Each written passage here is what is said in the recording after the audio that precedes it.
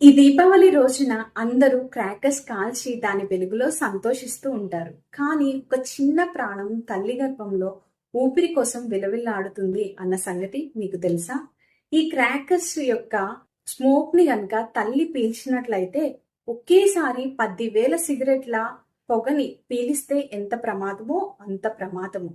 ఈ crackers కాల్చినప్పుడు release అయ్యే హానికరమైన రసాయనాలు అయిన sulphur dioxide, carbon monoxide, nitrogen oxide, lead, barium, copper, cadmium, ఇంకా మెగ్నీషియం ఇవన్నీ కూడా ఆ పొగని పీల్చినప్పుడు తన యొక్క లంగ్స్ ద్వారా రక్తంలోనికి చేరడం జరుగుతుంది.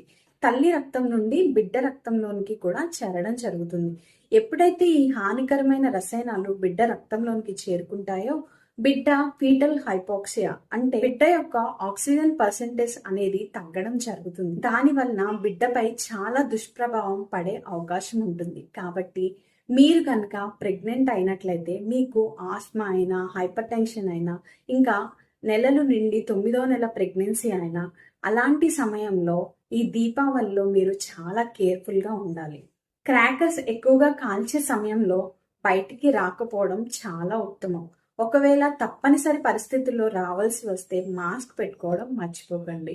ఈ దీపావళిని ఎకో ఫ్రెండ్లీ దియాస్తో కానీ లేదంటే లైటింగ్తో కానీ సెలబ్రేట్ చేసుకోవడానికి ప్రయత్నం చేయండి. మీకు ఈ దీపావళి రోజున అంతా మంచి జరగాలని కోరుకుంటూ ఇట్లు శిరీష ప్రెగ్నెన్సీ టాక్స్. ఈ వీడియో నచ్చితే లైక్ చేయడం మర్చిపోకండి. మీ చుట్టూ ఎవరైనా ప్రెగ్నెంట్ మదర్ ఉంటే తప్పకుండా వారికి ఈ వీడియోని షేర్ చేయండి. Thank you for watching.